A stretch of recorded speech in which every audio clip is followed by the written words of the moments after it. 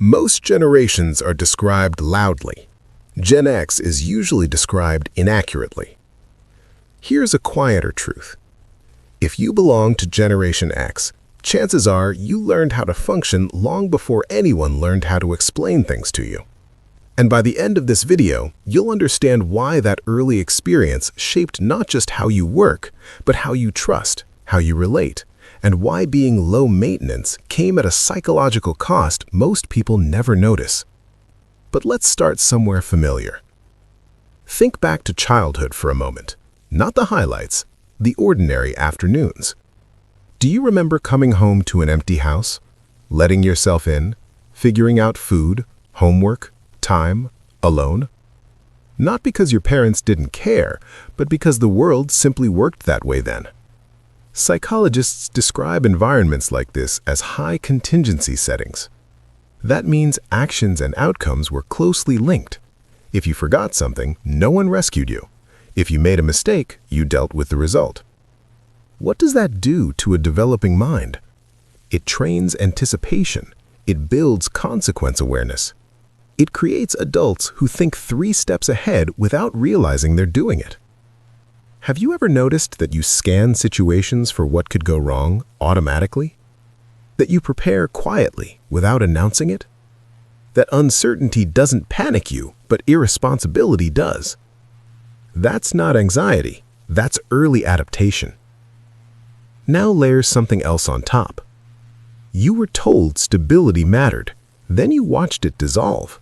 Marriages ended, companies downsized, institutions contradicted themselves. Psychology calls the tension between belief and reality cognitive dissonance. When promises and outcomes don't align, the brain adjusts, not by becoming bitter, but by becoming careful.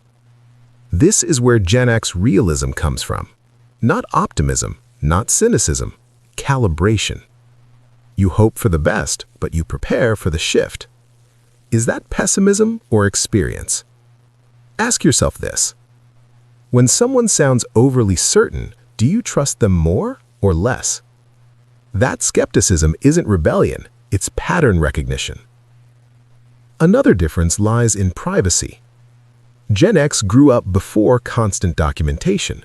Mistakes didn't become permanent records. Embarrassment faded with time. So when modern culture encourages total visibility, it doesn't feel expressive, it feels exposed. Have you ever felt uneasy sharing personal details online, even harmless ones? Do you prefer being competent quietly rather than visible loudly? Does oversharing register as risk instead of connection? Psychologists would point to negativity bias here. When consequences once felt immediate and personal, the brain learns to minimize unnecessary exposure. Less visibility, more control. And then there's humor. Gen X irony isn't apathy, it's emotional regulation. Humor creates distance, distance creates safety. This generation learned early how to hold conflicting truths at once, that things matter and that worrying openly doesn't change outcomes. Cold War uncertainty, social instability, shifting rules, all taught the same lesson. Don't panic, don't dramatize, adapt. Does that sound familiar? Now consider work. Gen X doesn't romanticize careers, they respect skill. This aligns with self-determination theory, which suggests motivation grows from autonomy and competence. Company loyalty was never guaranteed, so loyalty shifted inward. You may not control the system, but you can control your usefulness inside it. Have you ever stayed calm during professional chaos while others unraveled? Have you noticed that titles impress you less than ability? That competence earns your respect faster than charisma? That's not detachment, that's value clarity. Here's the paradox. Gen X is deeply independent and quietly dependable. You may not ask for help easily, but when someone else needs help, you show up without announcing it. Why? Because early peer bonds often replaced absent support structures. Connection was practical, not performative. Psychologists note that this kind of self-reliance can limit help-seeking later, not from lack of trust, but from discomfort with dependence. Does asking for help feel heavier than carrying the problem yourself?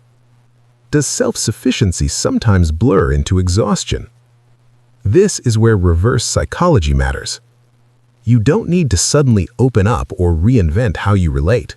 Forcing expressiveness may feel unnatural because it is. Your nervous system learns stability through control, not display. Understanding that matters more than changing it. Now, return to the question we opened with. Why does Gen X so often feel overlooked even while holding families, workplaces, and transitions together? Because your strengths aren't loud. You adapted quietly, you stabilized without credit, you learned to function without applause. Psychology would call this high internal regulation. Society depends on it, it just doesn't celebrate it. So here's the reframe. You weren't emotionally distant, you were emotionally contained. You weren't disengaged, you were discerning. You weren't broken, you were adapting to a world that didn't slow down to explain itself.